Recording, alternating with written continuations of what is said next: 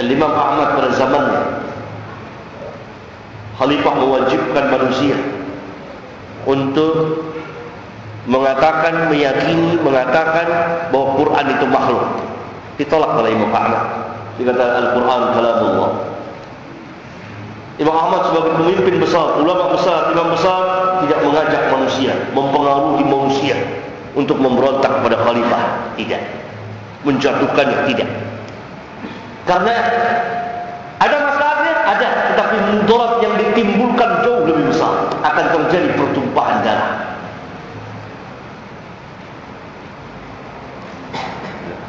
Dan urusan tidak akan lebih baik, bahkan semakin buruk. Dan beberapa masalah tidak bisa diselesaikan. Nah, hubungan kita dengan ulil amri, rakyatnya tidak mengerti tentang ajaran Islam, ulil amrinya tidak paham, kurang paham, jadi semrang kita mengikuti ajaran orang-orang kufar. Pernah lihat sabda Nabi kita, al-mar'il muslim as-sam'u wat-tha'ah fima ahabba wa kariha illa an yu'mara bi ma'siyatin fa idza umira bi ma'siyatin fala sam'a wa la ta'ah. Dan hadis-hadis yang seperti ini banyak sekali. Dalam hadis yang lain yang dikeluarkan oleh Imam Muslim, alaika as-sam'u wat-tha'ah, hendaklah engkau mendengar dan taat kepada ulil amri.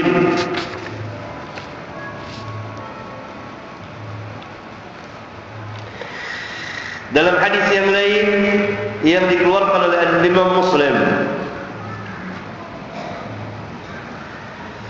dari jalan Salamah bin Yazid al-Ju'fi, bahwa dia pernah bertanya, dari Salamah bin Yazid al-Ju'fi pernah bertanya kepada Rasulullah SAW, ya Nabi Allah, wahai Nabi Allah, ara'aita in qamat alaina umara'u yas'aluna haqqahum wa yamna'una haqqana fama ta'muruna.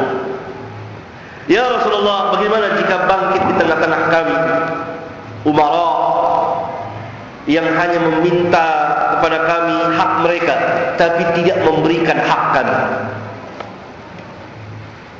Kewajiban muslim memenuhi hak umara, kewajiban umara memenuhi hak rakyatnya. Salamah bin Yazid al-Ju'fi bertanya kepada Rasulullah SAW, bagaimana nanti kalau muncul para pemimpin ini, ia kerjanya hanya meminta haknya saja, tetapi hak kami tidak diberikan. Apa yang kau perintahkan kepada kami? Sampai beberapa kali Salamah bin Yazid al-Ju'fi bertanya kepada Rasulullah SAW, dan Rasulullah tidak menjawab dan berpaling. Kemudian dia bertanya lagi pada kali yang kedua atau kali yang ketiga, maka Rasulullah SAW menjawab, isma'u wa ati'u. Lihat sabda yang menyejukkan ini, isma'u wa ati'u, tetap mendengar dan taat, yakni selama tidak diperintah maksiat. Karena apa? Fa inna ma'alaihim ma ummilu wa 'alaikum ma ummiltum. Karena mereka mempunyai tanggung jawab, ada di pundak mereka, dipikul oleh mereka. Kalau mereka tidak menunaikan tanggung jawab mereka, maka mereka berdosa dan akan dihisab nanti. Dan kamu pun mempunyai tanggung jawab untuk memenuhi hak ulil amri. Sama seperti suami mempunyai hak, wajib memenuhi haknya istri. Istri wajib memenuhi hak suami. Suami mempunyai hak, istri mempunyai hak, orang tua mempunyai hak, anak mempunyai hak. Masing-masing harus diberikan haknya. Demikian juga pemerintah mempunyai hak yang wajib bagi rakyat menunaikannya. Demikian juga rakyat mempunyai hak yang wajib bagi pemerintah menunaikannya. Karena itu Nabi SAW kata isma'u wa ati'u, tetap. Sebab kalau terjadi perselisihan, maka perselisihan akan menimbulkan maslahat yang besar. Betul, ini mudarat. Kalau umara tidak memberikan hak rakyat, itu satu kemudaratan. Tetapi akan timbul kemudaratan yang lebih besar kalau rakyat itu bangkit. Apa artinya kemudaratan yang pertama dinisbahkan dibandingkan dengan kemudaratan yang kedua? Lihat ajaran Islam. Sehingga apa? Tetap dalam persatuan. Isma'u wa ati'u. Dan tegakkan amar ma'ruf nahi munkar kepada umara dengan cara yang sebaik-baiknya. Allah Subhanahu wa taala perintahkan Musa dan Harun untuk berdakwah kepada siapa? Fir'aun. Tahukah saudara siapa Fir'aun? Fir'aun yang mengatakan ana rabbukumul a'la, saya Rabb yang maha tinggi. Tapi tetap Allah Subhanahu wa taala perintahkan kepada Musa dan Harun, faqula lahu qawlan layyin. Ucapkanlah olehmu berdua perkataan yang layyin, yang lembah lembut. La'allahu yatadzakkaru aw yakhsha. Ini inti daripada dakwah, agar supaya dia yatadzakkar apa? Mengingat kesalahan, kemudian bertobat, aw yakhsha, lalu tunduk beramal saleh. Setelah tobat beramal saleh. Ini tujuan dari nasihat, pengajaran dan dakwah dan amar ma'ruf nahi munkar, bukan dicaci maki. Lihat itu kepada Firaun. Bagaimana dengan penguasa-penguasa kita yang mereka kaum muslimin, yang sebagiannya kalau tidak boleh dikatakan sebagian besar tidak mengerti tentang Islam, harus diberi pengajaran tentang Islam yang baik.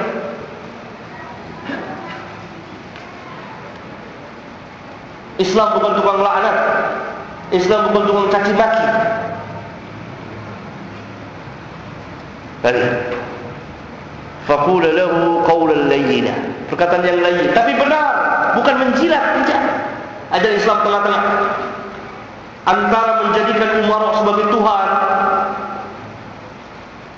yang kalau dia menghalalkan kita halalkan, kalau dia mengharamkan kita haramkan,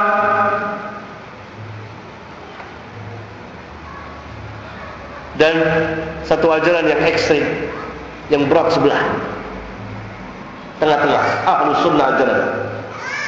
Tidak menjadikan umara sebagai Tuhan yang disembah, diibadati,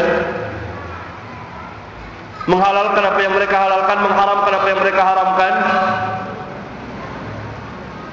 dan tidak juga berlaku kasar terhadap mereka, tapi sesuai berjalan sesuai dengan sunnah Rasulullah alaihi salatu wassalam. Andai kata kita kaum muslim memakai peraturan yang diatur oleh Nabi kita langsung sallallahu alaihi wasallam, aman, enak hubungan antara rakyat dengan umara dan bisa diatur.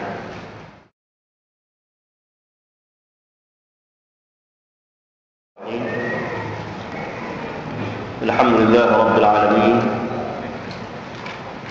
wassalatu wassalamu ala nabiyyi rahmah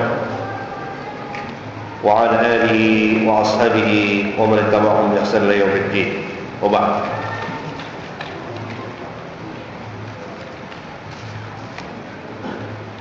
Pertanyaan, bagaimana sikap kita selaku pengurus masjid bila ada rombongan jamaah tabligh minta izin untuk khuruj di masjid? Semalam telah saya jelaskan tentang firqah. Kelompok jamaah tabligh adalah firqah yang menyimpang dari ahlus sunnah wal jamaah, dan mereka termasuk salah satu aliran dari aliran-aliran Sufiyah yang sangat sesat dan menyesatkan, baik dalam akidah dan seterusnya. Dan ini telah dibongkar, dibuka, dijelaskan oleh para ulama ahlu sunnah, termasuk adalah pembesar-pembesar jamaah tabligh yang telah taubat dan menulis kitab memberitahukan kepada kaum muslimin akan kesesatan jamaah tabligh. Oleh karena itu, fatwa para ulama ahlus sunnah yang saya maksudkan tidak boleh mengizinkan mereka khuruj di masjid kecuali untuk sholat semata. Karena ajaran khuruj laisa minal Islam, bukan dari Islam,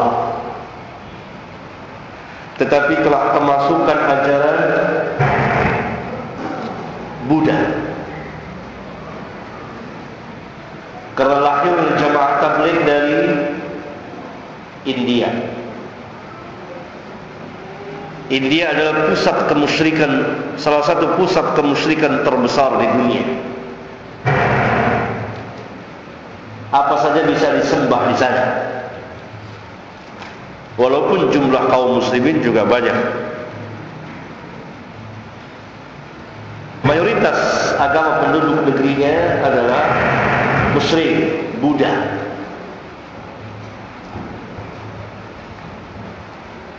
Salah satu ajaran Buddha adalah berkelana, mengembara, berpindah dari satu tempat ke tempat yang lain.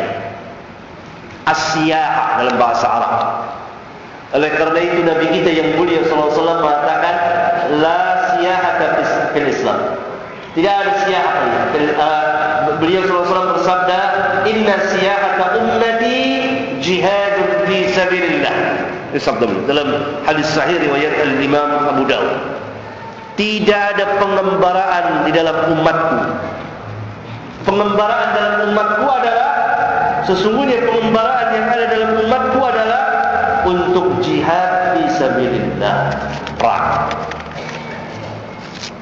Hal ini telah saya beritahukan sejak tahun 80-an kepada pengurus Mesir untuk tidak mengizinkan kelompok ini khuruj di dalam masjid tinggal, kecuali untuk sholat, karena mereka saudara kita. Masjid didirikan untuk sholat sejak tahun 80-an, dan sebagian tokohnya yang langsung berbicara kepada saya dan minta izin waktu itu di Jakarta, saya tidak mengizinkan di sebagian masjid. Ya. Pertanyaan yang lain, saya dulu suka melawan dan berbuat kasar kepada ibu saya. Apakah termasuk dosa besar dan bagaimana cara tobatnya? Durhaka kepada kedua orang tua atau salah satu adalah merupakan dosa yang sangat besar sekali, yang pelakunya terancam kehinaan di dunia dan di akhirat. Tidak seorang pun anak yang durhaka kepada bapak dan ibunya, kedua-duanya, atau kepada salah satunya, melainkan Allah akan hinakan di dunia dan di akhirat, dan disegerakan siksanya di dunia sebelum di akhirat. Oleh karena itu, cara bertobatnya adalah minta maaf. Minta maaf kepada ibu atau bapak. Kalau ibu dan bapak telah meninggal, memperbanyak istighfar untuk ibunya, karena ini merupakan dosa yang besar sekali. Sangat menyedihkan dan mengenaskan keadaan seorang anak yang durhaka kepada ibu dan bapak. Ya. Dan keadaan kaum muslimin pada hari ini seperti itu. Anak-anak telah menganggap bapak dan ibunya seperti teman. Karena apa? Kebudayaan barat masuk ke negeri kita ini. Dulu kita adalah kaum, jadi bangsa kaum muslimin yang sangat bakti dan taat kepada ibu bapak kita. Itu telah menjadi adat kebiasaan kaum muslimin di negeri kita. Bahkan sampai ada yang berlebihan, yang bertentangan dengan syariat, mencium kaki kedua orang tuanya. Ini tidak benar. Karena tidak boleh sujud kecuali kepada Allah, tidak boleh rukuk kecuali kepada Allah. Bahkan ada lagi, kakinya ibunya dicuci lalu diminum, ya. Ada nggak di sini? Nggak ada. Nggak ada. Nah, ini nggak benar. Tidak benar. Rukuk dan sujud hanya kepada Allah Tabaraka wa Ta'ala. Ada lagi yang berlebihan saking baktinya pada ibu bapaknya, maka ibu bapaknya perintahkan maksiat pun dia turut sami'na wa ata'na. Berarti ketaatan kepada ibu dan bapak melebihi ketaatan kepada Allah dan Rasul. Ini tidak benar.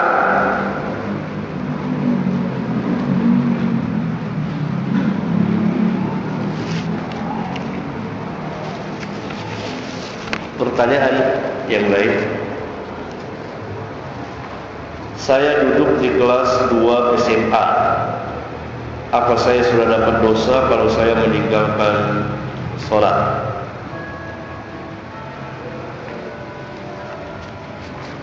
Allah Subhanahu wa ta'ala telah mewajibkan menetapkan kewajiban kepada anak manusia yang telah balik. Bagi wanita datang haid, bagi laki-laki ma'ruf bagi kita tanda-tanda balik. Apabila sudah balik, maka wajib dia terkena kepada beberapa kewajiban dan menjauhi yang haram. Apalagi telah duduk di kelas 2 SMA, ini sudah sangat balik. Maka kalau dia sudah tahu, maka dia berdosa, wajib tobat dan tidak mengulangnya, dan tidak ada kafarat, tidak ada tebusan kecuali tobat. Dan segera dia mendirikan salat di bawah. Adapun pertanyaan tentang musik, maka musik bukan dari Islam. Tidak ada musik Islam.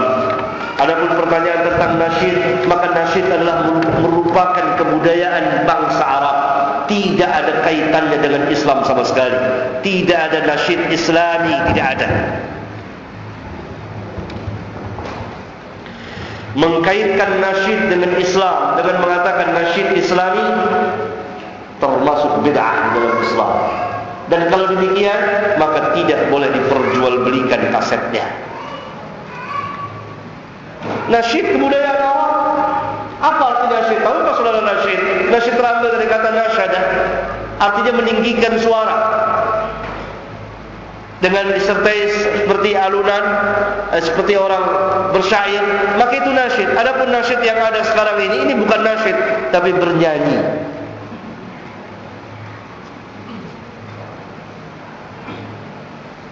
Dahulu orang-orang Arab termasuk para sahabat bernasyid sekali-sekali, tidak ada penasyid khusus, apalagi sampai direkam.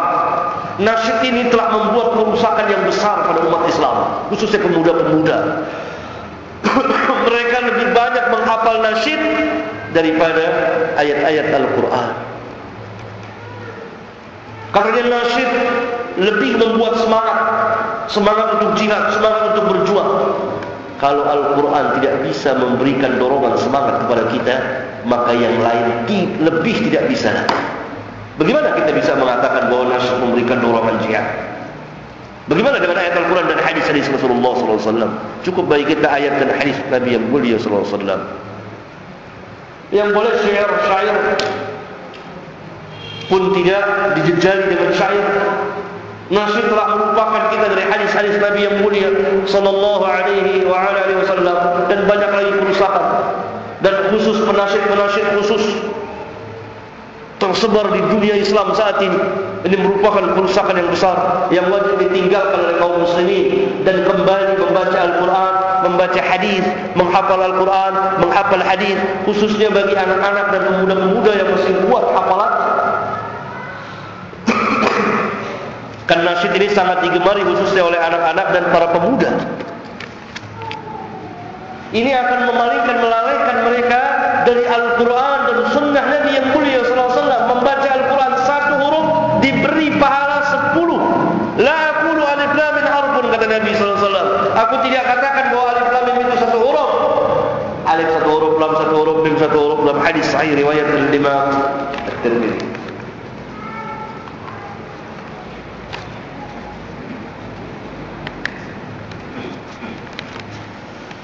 Saya percaya ada siksa kubur, tapi saya belum meyakini. Tolong jelaskan Al-Quran dan hadis. Menurut saya, yang orang awam, manusia mati dimasukkan ke dalam kubur, menunggu istirahat datangnya hari kiamat, lalu dibangkitkan, baru dihisab sesuai amalnya di alam kubur, tidak disiksa karena belum dihisab. Ini ra'yu, akal-akalan. Ini ra'yu atau wahyu? Perkataan ini ra'yu atau wahyu? Ra'yu. Kan menurut harus qala Allah, qala Rasul, qala Allah, qala Rasul, qala Allah, qala Rasul. Kalau menurut saudara kita ini, menurut saya, nanti ada lagi antum berkata, menurut saya orang itu disiksa di kuburnya. Kan bisa aja. Menurut ini begini, menurut ini begini, enggak habis-habis. Kalau Allah, kalau Rasul telah menetapkan adanya azab dan nikmat kubur, dan telah begitu banyak ayat dan hadis-hadisnya. Saya telah menjelaskan masalah ini dengan cukup panjang lebar, dengan menurunkan sebanyak 15 buah hadis bersama sebagian ayat Al-Quran di kitab saya Al-Masail jilid 4. Silakan penanya baca. Panjangan kalau saya jelaskan satu-satu, habis waktu. Di kitab Al-Masail jilid 4 dalam bantahan saya terhadap firqah Hizbut Tahrir yang mengingkari azab dan nikmat kubur. Azab dan nikmat kubur hakun, baik bagi orang-orang kafir khususnya, dan orang mukmin pun akan terkena. Orang-orang kufar akan disiksa dalam kuburnya sepanjang masa. Orang-orang mukmin tergantung dari dosanya, atau azab kubur itu sebagai penghapus dosa dia. Ada fitnah huru-hara dalam kubur, luar biasa. Kata Nabi yang mulia SAW, saya belum pernah melihat satu pemandangan yang lebih menakutkan dari kubur. Kalau Nabi saja takut, bagaimana yang lain? Tidak ada satupun pemandangan, kata Nabi SAW, saya belum pernah lihat satu pemandangan yang lebih menakutkan dari kubur. Na'udzubillah, menggetarkan hati. Allah. Bagaimana sebagian manusia bisa menganggap remeh kematian dan masuk ke dalam kubur? Itu Nabi yang mulia SAW katakan. Beliau tidak pernah melihat satu pemandangan yang sangat menakutkan lebih dari kubur.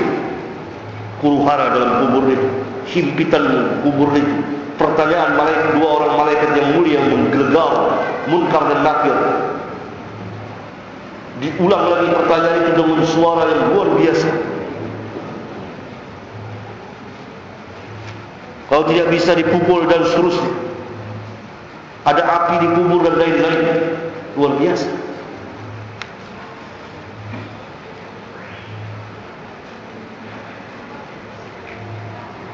Ya.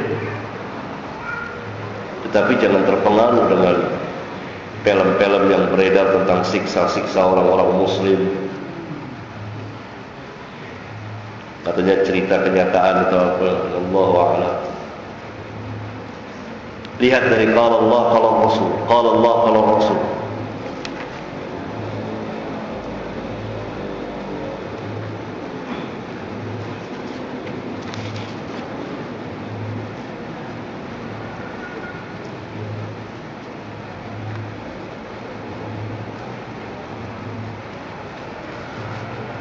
Menggunakan fasilitas kredit perbankan KPR untuk membeli rumah, apakah termasuk riba? Iya. Salah satu jual beli yang diharamkan adalah sistem kredit dengan dua harga. Harga kredit sekian, cash sekian, kredit sekian. Ini termasuk jual beli ribawiyah. Dalam sebuah hadis sahih, saya kira cukup, dia aja nggak jawab.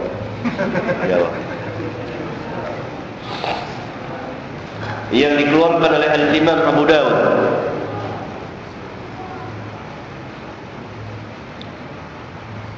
Beliau sallallahu alaihi wasallam pernah bersabda, "Man ba'a bai'ataini fi bai'atin."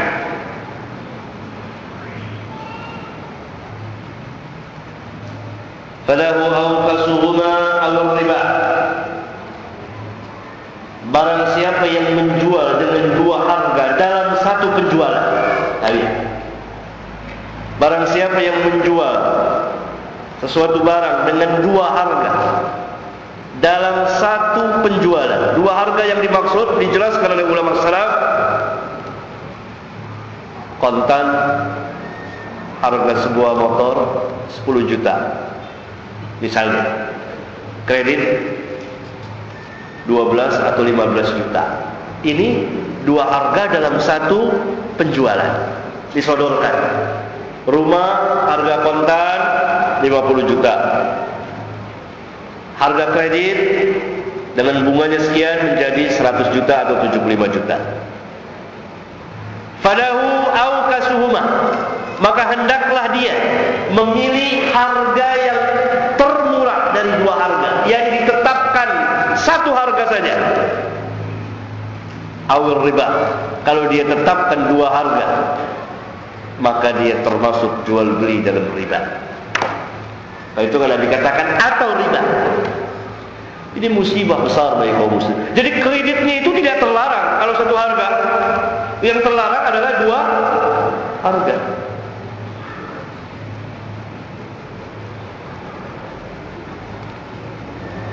Apalagi BTN dan lain-lain ada bunganya sekian persen, kalaupun tidak ada bunga ada dua harga seperti itu.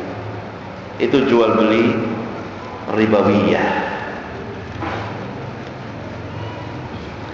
Apa hukum menonton atau lihat di CD film kartun tentang Nabi dan Rasulullah? Ilaha illallah. Saya baru tahu. Saya pernah dengar apa sahih apa tidak itu Nabi dikartunkan?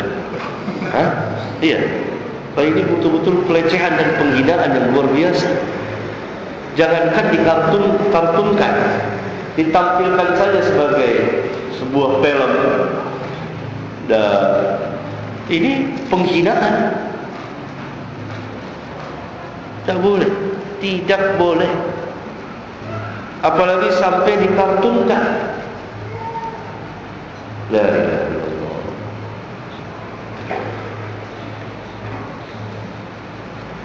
Apakah penggunaan foto untuk keperluan pemerintah seperti KTP, paspor? Tentu boleh, maslahat. Dan foto tidak terlarang secara mutlak. Karena foto berbeda dengan lukisan atau gambar. Foto seperti fotokopi. Ini tulisan saudara kita. Kalau saya ikuti, saya tulis ciplak, tidak sama. Tapi kalau kita ke mesin fotokopi keluar, tetap sama. Itulah foto. Perbedaannya dengan melukis.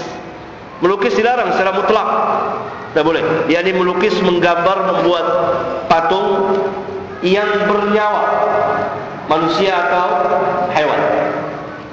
Adapun pemandangan, gunung, lautan, bunga tidak terlarang. Foto tidak terlarang secara mutlak. Karena itu ulama tidak ada yang mengharamkan TV. Zatnya. Yang diharamkan apa? Acaranya. Karena acaranya dirusak, maka termasuk dari TV-nya.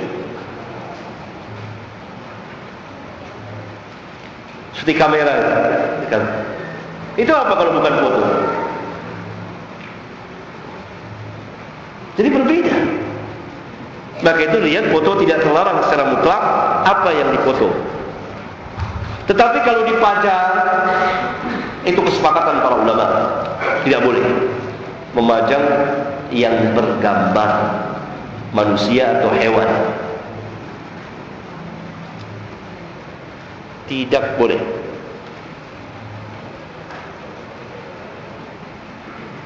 Tidak boleh. Misalnya foto-foto perkawinan, foto pakai wisuda, pajak. Ini haram dan malaikat tidak masuk ke rumah yang ada gambar dan anjingnya.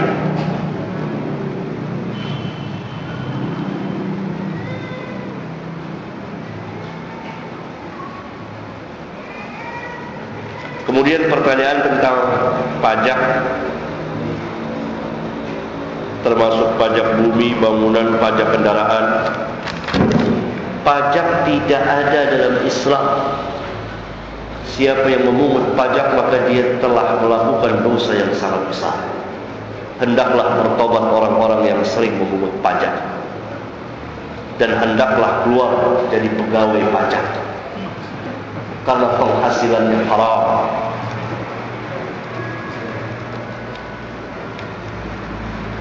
Telah datang sejumlah nas tidak boleh dikenakan pajak karena kaum muslimin telah dikenakan apa? Zakat.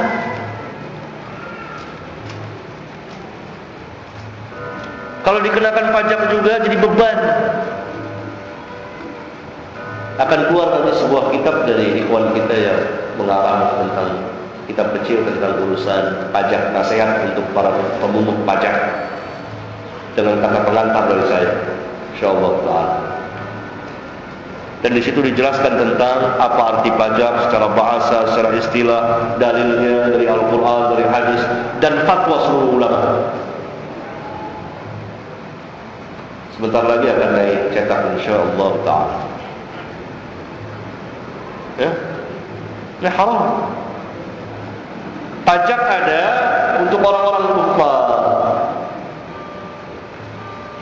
Maka itu kita harus pakai sunnah Nabi yang mulia sallallahu alaihi wasallam. Kalau kita membuat ketetapan wajib bagi kaum muslimin mengeluarkan zakat, kalau tidak ada sanksi, itu penghasilannya akan jauh lebih besar dari pajak.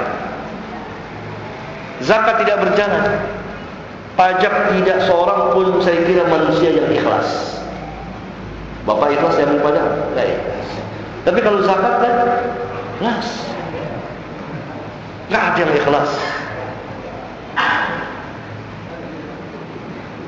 Saya pernah berjumpa dengan seorang pakar pajak. Itu dia bilang di dalamnya penuh dengan lingkaran syaitan. Ya, maka bertobat mereka. Baca hadis-hadis Rasulullah SAW. Hati-hati mengambil hak orang. Karena hukum asal harta manusia haram kecuali yang dibenarkan oleh agama. Hatta harta orang kafir, nggak boleh kita seenaknya orang kafir, tampar orang kafir, ngambil hartanya, caci maki. Tidak boleh dalam Islam. Apalagi sampai ngebom sana, ngebom sini, tidak boleh. Itu bukan ajaran Islam.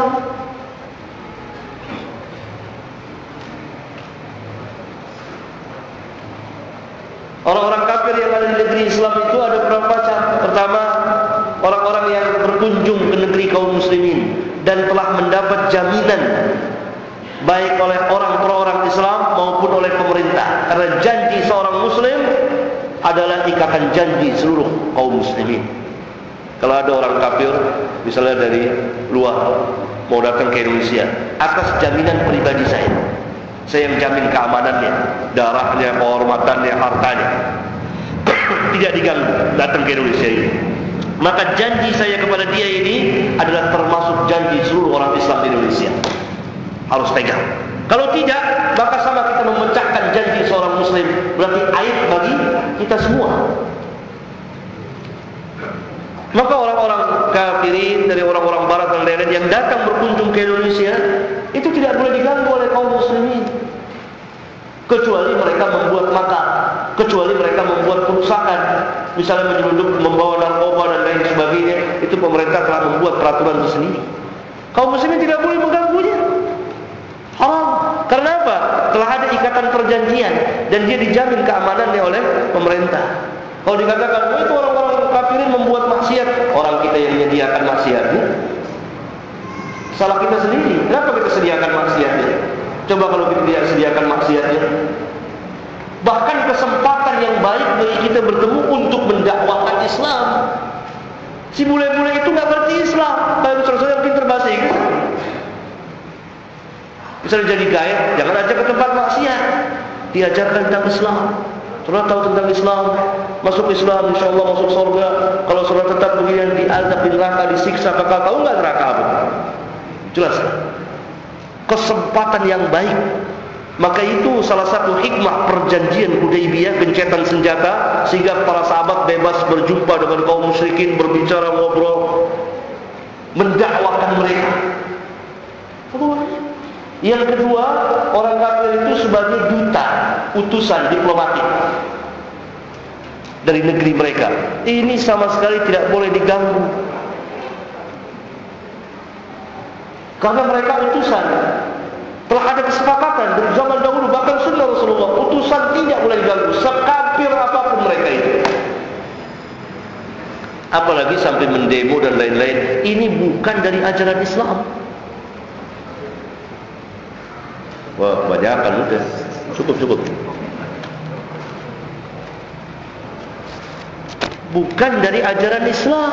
Lihat, sunnah Rasulullah SAW ketika utusan Musailamah Al-Kadzab datang kepada Rasulullah. Tahu tidak Musailamah Al-Kadzab, orang yang mengaku dirinya sebagai nabi, sebagai rasul, datang kepada Rasulullah SAW. Ditanya oleh Rasulullah SAW, engkau mengakui saya ini Rasulullah? Jawab dia, tidak.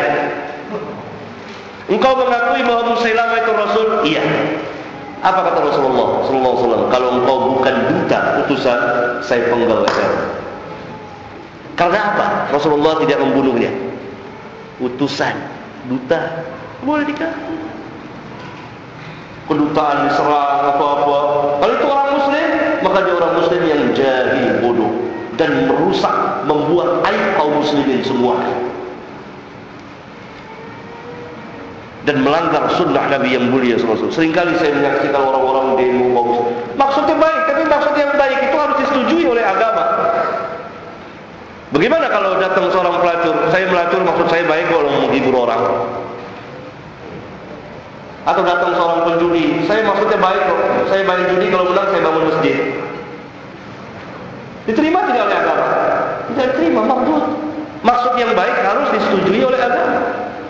Di demo kedutaan kafir atau apa, sampai terjadi pemboman dan lain-lain. Ini aib bagi kaum muslimin. Kalau betul itu perbuatan kaum muslimin, kita tidak tahu. Karena kaum muslimin bodoh, maka mereka diboncengi oleh musuh-musuh Islam. Musuh Islam ingin merusak Islam dengan tangan-tangan bodoh sebagian kecil kaum muslimin. Baik, kita harus kembali kepada sunnah Rasulullah. Itu aib.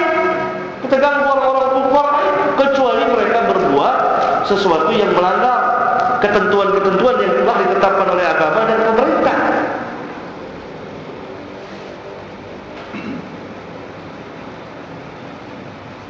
Seperti mereka sering menyelundupkan narkoba, tangkap banyak ditangkap. Yang ketiga, orang kafir dhimmi yang di bawah kekuasaan lindungan orang-orang muslimin yang ada di negeri kaum muslimin. Mereka ada kata sepakat, ini dilindungi. Tidak boleh membunuh kafir dhimmi tanpa hak, kecuali dia mencaci maki Rasulullah dan melanggar syariat. Itu hubungan yang harus dipelihara oleh kaum muslimin.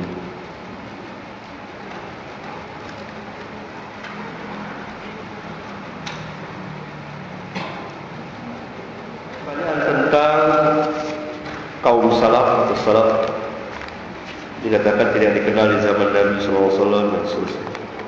As-salaf, siapa as-salaf?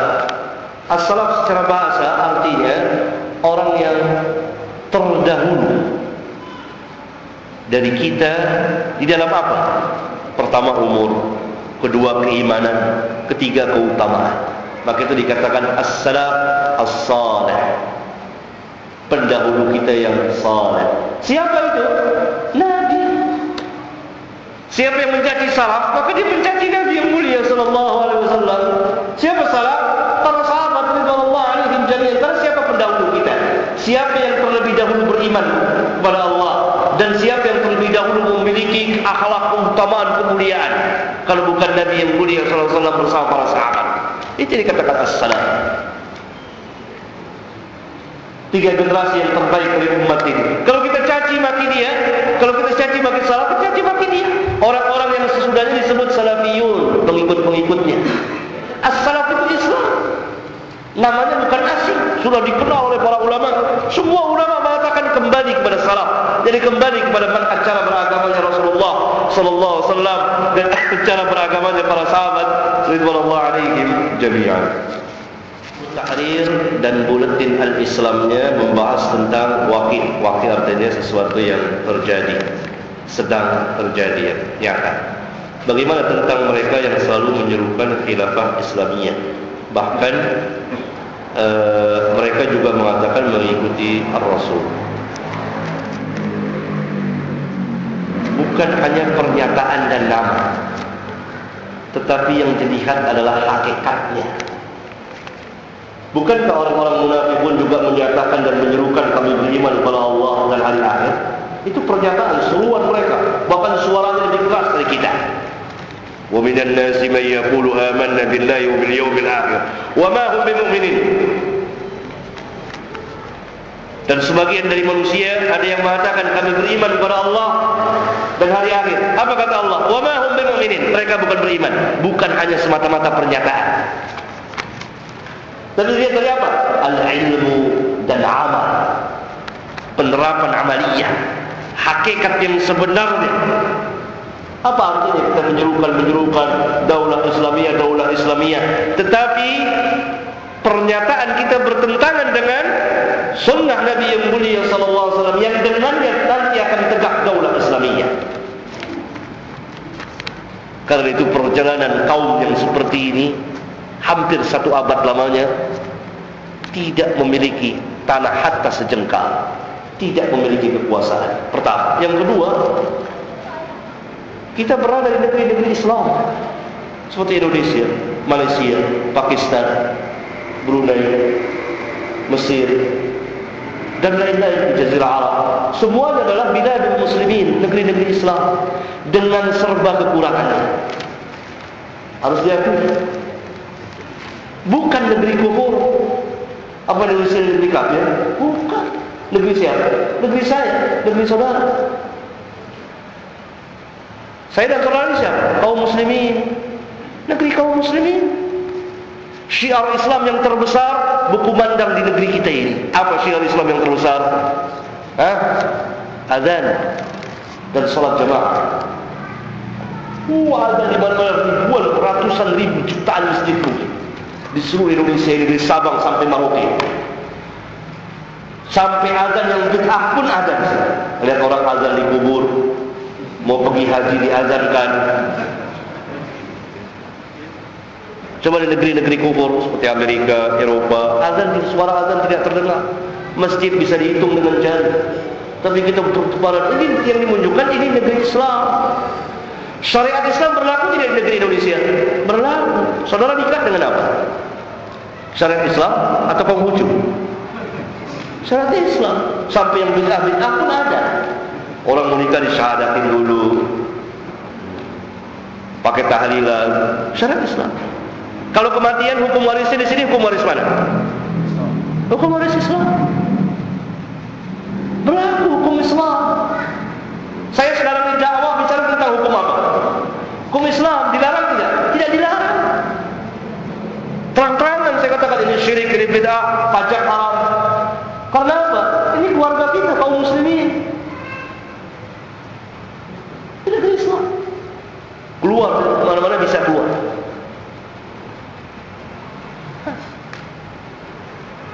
Ini kaum muslimin hanya sama seperti orang Islam. Ada orang Islam yang baik, ada orang Islam yang tidak baik. Ada negeri Islam yang baik, yang betul-betul taslim.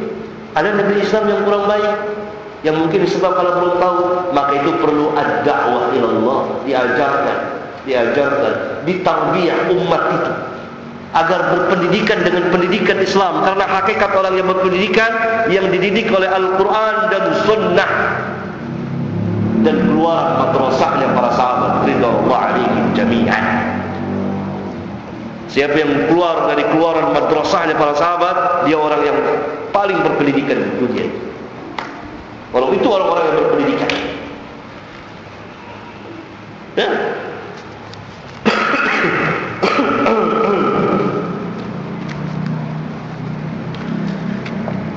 Itu yang kedua. Yang ketiga, dakwah salafiyah adalah memperbaiki manusia yang membuat sistem, tidak langsung merubah sistemnya. Dakwah harakiyah, kaum pergerakan yang ada di Mesir pertama kali,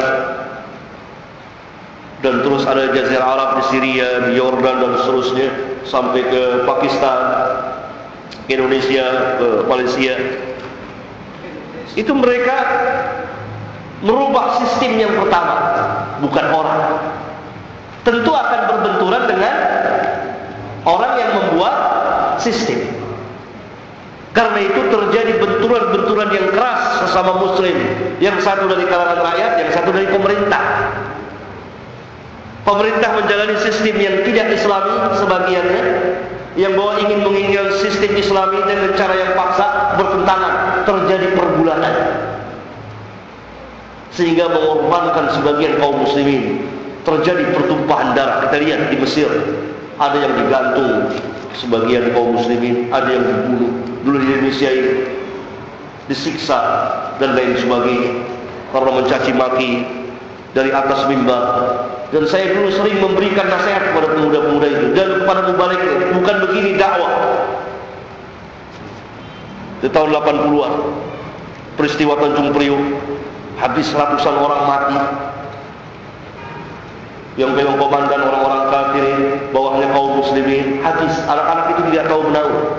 Saya telah menasihati jauh sebelum itu. Bukan begitu caranya. Tapi dakwah salafiyah, orangnya langsung didakwakan, yang membuat sistem. Nanti dia sendiri yang akan merubah sistem. Dia tahu, oh kalau begitu cara yang saya buat ini salah. Salah. Itu dulu baru sistemnya. Itu dakwahnya al-anbiya wal mursalin. Lihat ketika Musa ingin merubah sistem Firaun. Sistem yang dirubah atau Firaun yang didakwakan? Firaun yang didakwakan. Demikian juga Ibrahim. Siapa yang didakwakan? Namrud didakwakan. Demikian juga Nabi kita yang mulia Muhammad SAW, Abu Jahal dan Abu Lahab yang didakwakan.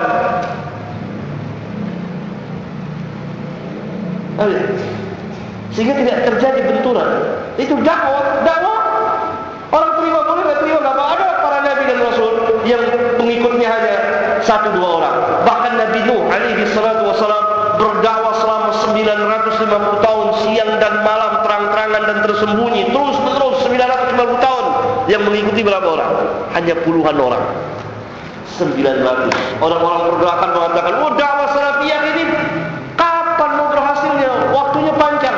Kita bukan dakwah salafiyah, dakwah para nabi dan rasul, bukan target waktu. Tapi apa targetnya? Al-haq. Kebenaran disampaikan agar tahu manusia itu benar, agar manusia tahu al-haq, meskipun jarak tempuhnya lama, jauh. Kebenaran kalau itu jauh, wajib kita jalan tempuh. Kesesatan walaupun jaraknya hanya selangkah, tidak boleh kita tempuh. Itu. Apabila orang tua dari suami, punya orang tua menginginkan harta atau bantuan yang sekiranya tidak mengorbankan keluarga, maka mendahulukan orang tua, bapak atau ibu, karena haknya lebih besar dari hak anak. Dan berbeda kalau dia sebagai istri, maka suami haknya lebih besar dari orang tua, bapak atau ibu. Maka apabila suaminya memerintah, bapaknya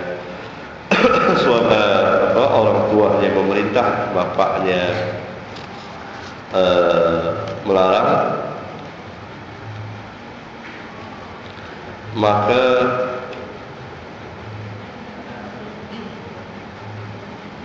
dia harus taat kepada suaminya selama perintah suaminya itu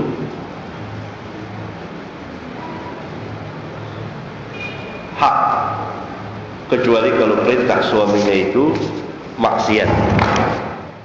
Maka sebagian ulama kita menasihati pemerintah, tentunya ada jalan, ada cara tersendiri.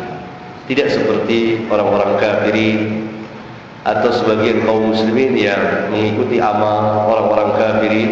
Kalau menasihati penguasa harus diketahui oleh orang banyak, disorot oleh TV dan lain-lain. Tidak ada cara. Saya pernah diberitahukan dahulu oleh guru saya, rahimahullah ta'ala, seorang pembesar di negeri kita ini, dan dikenal oleh para tokoh agama dan termasuk guru besarnya, menasihati pemimpin tertinggi saat itu secara sirriyah. Tidak ada seorang pun yang tahu, kecuali beberapa orang itu secara sirriyah. Di antaranya saya belakangan baru kasih tahu dari surat Nasihati yang cara yang baik, perintah untuk taat kepada Allah dan Rasulnya, mengerjakan kewajiban-kewajiban Allah. Karena bagaimana orang bisa menerapkan sesuatu syariat Allah kalau dia sendiri tidak mengerjakan apa yang Allah fardukan? Maka dia harus dijadikan dulu sebagai orang yang taat kepada Allah dan Rasulnya dan mengikuti sunnah Rasulullah SAW. Maka saya ingat sekali bahwa guru saya itu cukup cerdik dalam berdakwah kepada penguasa dan sebagiannya berhasil ketika ini mengerjakan sholat dan seterusnya dan seterusnya. Itu apa yang bisa dia lakukan untuk menciptakan ketaatan di lingkungan barat. Tidak ada seorang pun tahu, walhal beliau cukup besar dan dikenal. Kalau mau tentu bisa berbicara langsung, tetapi memang tidak demikian ajaran Ahlus Sunnah wal Jamaah. Karena inti nasihat adalah kalau itu terhadap penguasa, maka dia harus menyentuh betul-betul hati. Islam, banyak orang yang menganut akidah Islam tapi mereka tidak ikut pengajian kelompok ustaz. Apakah mereka itu sesat atau ahli bid'ah, atau mereka itu muslim yang harus dijaga kehormatannya? Akidah diambil bukan dari pengajian saya atau pengajian ustaz yang lain. Akidah diambil dari mana? Dari Al-Quran dan Sunnah Rasulullah SAW. Dan terutama yang kedua, pengajian saya dan pengajian ustaz-ustaz lain bukan kelompok. Kapan kita membuat kelompok? Tidak pernah. Yang kelompok adalah yang di luar dari Ahlus Sunnah wal Jamaah. Yang ketiga, siapa saja yang menyimpang dari manhaj salaf Ahlus Sunnah wal Jamaah, termasuk saya, maka dia sesat dan ahli bid'ah. Apabila dia sudah tahu, bukan yang tidak ikut pengajian ini keliru. Keliru besar sekali saya kalau gitu. Masya Allah. Kita diperintah taat kepada pemerintah. Bagaimana dengan pemerintah yang zalim? Tetap diperintah untuk mendengar dan taat selama tidak diperintah maksiat. Kezaliman dia adalah kezaliman untuk dia, dan Allah nanti akan kisah dia. Dan kita diwajibkan oleh Allah Taala taat selama ketaatan kita itu tidak menyangkut perintah maksiat darinya. Fala sam'a wala ta'ah. Itu yang pertama. Yang kedua, bagaimana seharusnya? Apa kita harus membenahi pemerintah yang zalim dengan masuk pemerintahan itu sendiri, atau gimana? Bagaimana cara dakwah, maksudnya ini dakwah membenahinya diajarkan, didakwakan bagi mereka yang mempunyai ada hubungan, bisa itu apa dia orang pemerintah atau bukan, bisa aja ada hubungan untuk dinasehati. Apa benar, apa dibenarkan demo yang terjadi di masyarakat? Tidak benar dalam Islam. Dalam Islam tidak ada ulama bilang itu boleh. Semua ulama melarang karena tasyabbuh bil kuffar itu sendiri. Ya, ini apa Anda sudah menasihati penguasa sebagai penguasa yang kufur untuk melaksanakan syariat Islam? Nah, ini mengkafirkan seorang muslim bukanlah perkara yang ringan. Dari mana kita tahu bahwa si fulan itu kufur? Apa kita sudah membedah hatinya? Apa dia tidak melaksanakan syariat Islam karena dia mengingkarinya, dia menghalalkannya, dia menghinanya, atau karena dia jahil tidak tahu? Apa kita sudah membedah dadanya? Apa sudah keluar pernyataan dari dia? Ahlus Sunnah wal Jamaah tafsir terperinci. Seorang penguasa yang tidak berhukum dengan sebagian hukum Allah Tabaraka wa Ta'ala, maka diperinci menjadi dua. Imma kufur dengan kufur akbar, imma kufur dengan kufur asgar. Karena kufur dalam Islam dua. Sebagaimana syirik dalam Islam dua, kezaliman dalam Islam dua, kefasikan dalam Islam dua. Kalau dia mengingkarinya, membatalkan i'tiqadnya, dia menghinakannya atau dia menyamakannya, maka dia masuk ke dalam kufur akbar. Dan sudah ditegakkan hujjah kepada mereka atau belum? Kalau sudah ditegakkan, mereka punya ilmu, dia paham atau belum?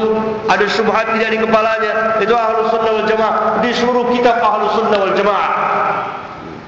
Tapi kalau mereka meyakini kewajibannya, dan mereka tahu bahwa perbuatan mereka itu salah, dan mereka tidak menghalalkannya, maka mereka tidak keluar dari Islam, tapi kufur asghar, kufur ni'mah. Itu tafsir di seluruh kitab Ahlus Sunnah wal Jamaah kecuali Khawarij. Khawarij seperti itu. Tidak ada tafsir kufur. Bagaimana kita hujjah kita? Sama juga seperti seorang muslim yang meninggalkan sholat. Bagaimana hukum dia meninggalkan sholat atau meninggalkan saum puasa? Apa langsung dikufurkan? Lalu apa perbedaan antara sholat dengan hukum Allah yang lain? Mana lebih besar sholat dengan menegakkan hukum qisas, dengan menegakkan hukum potong tangan? Bagaimana seorang muslim yang tidak saum, tidak sholat? Ada yang kufur keluar dari Islam, lalu dia menghalalkannya. Ada yang tidak keluar dari Islam. Begitu tafsir Ahlus Sunnah wal Jamaah. Dapat dilihat di seluruh kitab tafsir Ahlus Sunnah wal Jamaah, dan di kitab-kitab akidah mereka, dan di kitab-kitab fikih mereka, dan lainnya dari fatwa mereka, fatwa-fatwa mereka semuanya. Dari mulai sahabat dan pembukanya Abdullah bin Abbas, dan surat tabi'in, tabi'in termasuk imam yang lima, dan seterusnya. Bagaimana cara kita menghadapi suami yang kurang ibadah salat dan ibadah-ibadah lainnya? Tidak sehat. Tidak sehat dengan cara yang baik. Diingatkan, salat itu wajib, keutamaannya demikian besar, dan dilarang kita meninggalkan salat, dan dosanya sangat besar sekali.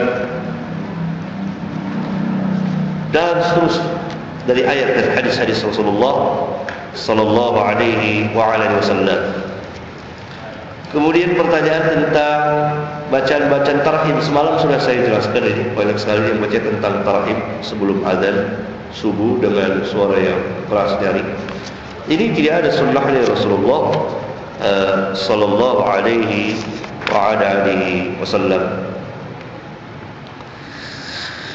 Pertanyaan, seandainya kita berwudu di kamar mandi dan di dalamnya ada WC, apakah kita boleh berdoa sudah wudu dalam kamar mandi tersebut? Yang dilarang adalah ketika kita buang hajat, buang air kecil atau buang air besar.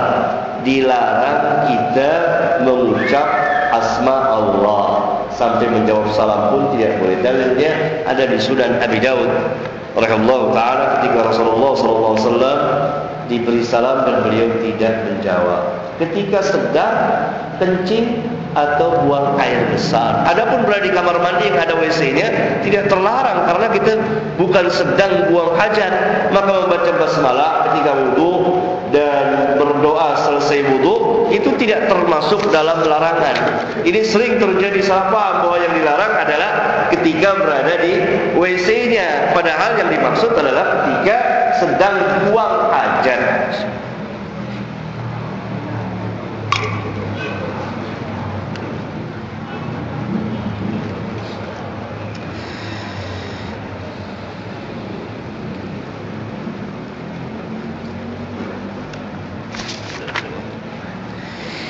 Pertanyaan tentang hukum memakai cadar. Memakai cadar salah satu ajaran dalam Islam, tetapi tidak wajib. Yang diwajibkan adalah memakai jilbab.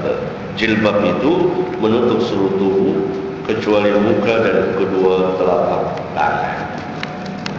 Inilah yang terjadi pada kaum muslimat zaman Nabi sallallahu alaihi wasallam. Walaupun cadar tetap ada sunnahnya, tapi bukan satu hal yang diwajibkan dan ditekankan.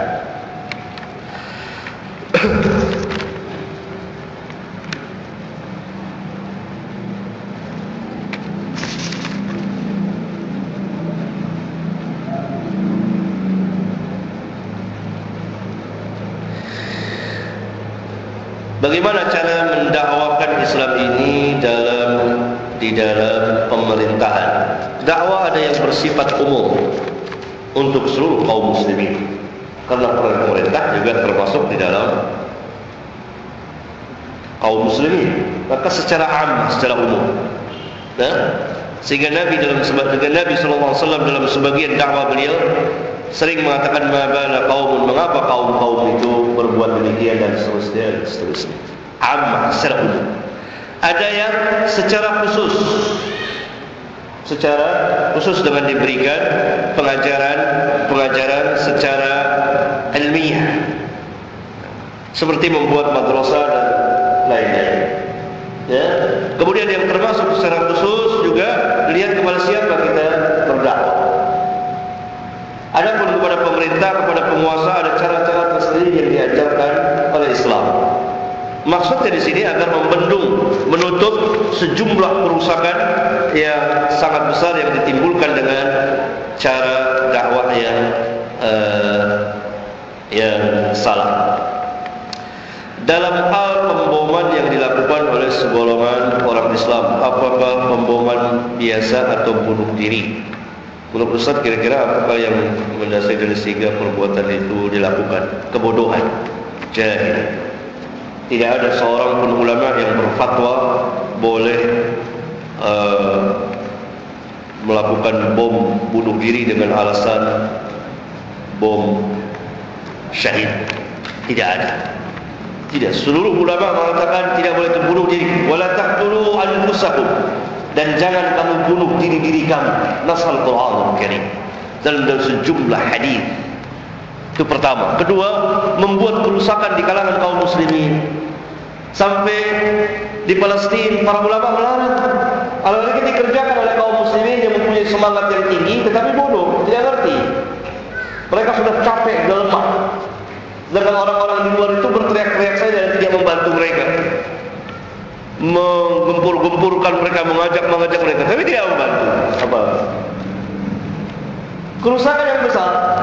Saudara-saudara kita itu melakukan bom bunuh diri karena ketidaktahuannya di Palestina, dan itu dilarang dalam ajaran Islam.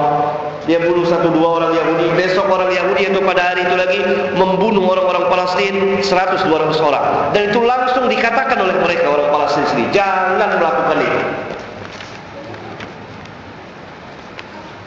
Nah, apalagi kalau dilakukan langsung di Indonesia, di mana ini lebih kerusakan luar biasa, merusak perjanjian, membunuh kaum muslimin, merusak harta orang dan lain-lain. Ini kezaliman yang besar. Karena itu cara-cara yang seperti ini harus diluruskan dan harus kembali kepada sunnah Rasulullah sallallahu alaihi wasallam.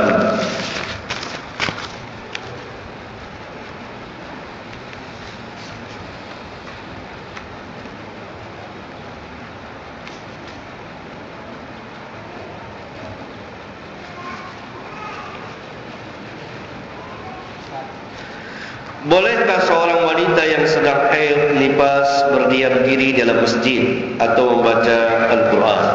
Berselisih para ulama di dalam masalah ini. Sejumlah hadis atau beberapa hadis telah datang yang melarang bagi wanita haid atau nifas dan orang yang sedang janabah membaca Al-Quran atau diam di masjid. Tetapi seluruh hadis yang melarang wanita haid dan nifas membaca Al-Quran atau diam di masjid tidak ada yang sah, dhaif. Kalau kita kembalikan kepada kaidah-kaidah ilmu hadis dan kembali kepada hukum asal, siapa saja boleh membaca Al-Quran dari orang muslim. Karena innal muslim la yajuz, kata Nabi SAW dalam hadis sahih Bukhari dan Muslim, sesungguhnya orang muslim itu tidak najis. Demikian juga diam di masjid. Dalam hadis sahih riwayat Imam Muslim, Rasulullah SAW telah pernah memerintahkan Aisyah untuk mengambil sajadah kecil yang cukup untuk sujud saja di masjid. Kata Aisyah, inni haidun, saya sedang haid. Apa kata Nabi SAW? Inna haidhataki laysat biyadik, sesungguhnya haidmu itu tidak berada di tanganmu. Kalau haidmu berada di tanganmu, tidak boleh kau mengambil sajadah di masjid, karena akan mengotori masjid dengan najis haid. Lihat sabda yang besar ini. Inna haidhataki laysat biyadik. Jadi perempuan haid tidak kotor. Yang kotor adalah darahnya. Selama dia bisa menjaga menetesnya keluarnya darah haid, dia bisa masuk ke dalam masjid, untuk diam di masjid. Karena orang muslim bukan najis. Tidak ada hukum, tidak ada larangan. Karena semua hadis yang berbicara tentang itu dhaif, tidak ada yang sah. Kalau kita kembalikan kepada kaidah-kaidah di dalam ilmu hadis. Demikian juga tentang memegang Al-Quran dan seterusnya. Ada 3 hal. Saya telah menulis 3 masalah ini dalam sebuah kitab. Bolehkah menggunakan alkohol untuk parfum? Alkohol haram diminum, jadi itu akan jadi khamr dan tidak najis. Karena tidak setiap yang haram itu najis, tetapi setiap yang najis pasti haram. Itu kaidahnya. Setiap yang najis pasti haram. Yang haram belum tentu najis. Khamr itu haram. Najis tidak? Dia najis. Judi itu haram. Dia tidak najis. Maka parfum yang ada alkoholnya itu tidak haram karena dia tidak najis. Obat, baik obat dalam atau obat luar. Kalau obat luar boleh, obat dalam karena dia sifatnya meminum, maka telah datang beberapa hadis, sebagian hadis sahih dari Imam Muslim melarang berobat dengan sesuatu yang haram. Kecuali apabila tidak ada obat yang lain kecuali, dan dia akan binasa. Maka untuk memelihara kehidupan maka dipergunakan sesuatu yang haram. Hukumnya memakan tapir. Apa hukumnya menyemir rambut? Sunnah Rasulullah SAW, apabila rambut kita telah putih, maka sunat hukumnya, tidak wajib untuk disemir dengan warna yang selain dari warna hitam. Warna hitam tidak boleh. Karena Nabi SAW menyatakan bahwa orang-orang Yahudi tidak menyemir rambutnya, dan hendaklah kamu menyemir rambut atau jenggot dan seterusnya, itu disemir jadi lain warna, merah, pakai henna atau yang terkenal dari pacar, ya. Itu sunnah Rasulullah yang ditinggalkan oleh umumnya kaum muslimin. Hadis Sahih Bukhari dan Sahih Muslim adalah hadis yang paling sahih setelah Al-Quran. Bukankah dalam 2 kitab tersebut terdapat hadis dhaif? Betul, hanya 1-2 bisa dihitung dengan jari. Dan yang melemahkannya bukan Syiah, bukan Mu'tazilah. Mu'tazilah yang gaya lama maupun gaya baru. Yang melemahkannya pembesar para ulama yang pakar ahlul hadis. Dan 2 kitab itu yang dikarang oleh manusia, dia ada kesalahan dengan riwayat, tapi selesai kitab sesudah Al-Quranul Karim adalah Sahih Bukhari dan Sahih Muslim. Kita tidak mengikuti jamaah, padahal jamaah para sahabat sudah tidak ada lagi. Yang dimaksud mengikuti jamaah, walaupun jamaah itu sudah tidak ada, tapi masuk dalam manhaj jamaah tersebut, masuk di dalam manhaj jamaah tersebut. Jadi masuk dalam jamaah manhaj para sahabat ridwanullah alaihim jami'an, meskipun kita hanya seorang diri, itu masuk ke dalam, itu yang dikatakan mengikuti jamaah. Karena Rasulullah SAW hanya menyebut jamaah dengan bentuk mufrad satu. ketika beliau ditanya sallallahu alaihi wasallam oleh para sahabat, mana firqah yang selamat? Siapa mereka? Apa jawab Rasulullah sallallahu alaihi wasallam? Al-jamaah. Bukan al-jamaat dengan bentuk jamak, tapi dengan bentuk mufrad, al-jamaah, satu. Nah, ini ditafsirkan di hadis yang lain. Al-jamaah ini siapa yang dimaksud? Man ma'ana alaihi wa ashabi. Ma'ana alaihi wa ashabi. Dalam lafaz yang lain, ma'ana alaihi al-yawm wa ashabi, yang aku bersama para sahabatku pada hari ini berada di atas manhajnya, caranya. Berarti dari sini kita tahu bahwa al-jamaah adalah jamaah para sahabat. Dari sini pun kita ketahui bahwa jamaah kaum muslimin hanya satu. Dikatakan ini kelompok jamaah itu secara lugawiyah, secara bahasa saja. Seperti Umar bin Khattab mengatakan bahwa ni'matul bid'ah hadhihi, sebaik-baik bid'ah ini ketika para sahabat telah dikumpulkan salat tarawih dengan imam satu. Itu bid'ah dalam arti lugawiyah, bukan dalam arti istilahiyah. Karena Umar orang Arab, jadi dia berbahasa Arab. Bid'ah itu bahasa Arab, ada dengan arti lugawiyah dan dengan arti istilahiyah, syar'iyah. Ya? Karena apa? Salat tarawih telah dicontohkan oleh Rasulullah SAW. Tempatnya di mana? Di masjid telah dicontohkan oleh Rasulullah SAW. Berjamaahnya telah dicontohkan oleh Rasulullah SAW. Hanya beliau mencontohkan beberapa malam, khawatir dianggap wajib. Setelah beliau wafat, maka para sahabat sendiri-sendiri, ada yang dua-dua, bertiga sendiri. Lalu pada zaman Umar bin Khattab dikumpulkan satu imam saja. Maka Umar bin Khattab mengangkat Ubay bin Ka'ab dan Tamim ad-Dari untuk mengimami manusia dengan jumlah rakaat 11 rakaat. Ini riwayatnya sahihah, termaktub di kitab Al-Imam Malik yang bernama Al-Muwatta. Di kitab itu juga tercantum hadis bahwa pada zaman Umar bin Khattab manusia sholat 23 rakaat. Ini riwayatnya dhaifah, lemah. Kalau tidak mau dikatakan sangat lemah. Pun kalimat pada zaman Umar tidak menunjukkan Umar yang mengerjakan dan tidak menunjukkan Umar yang memerintahkan.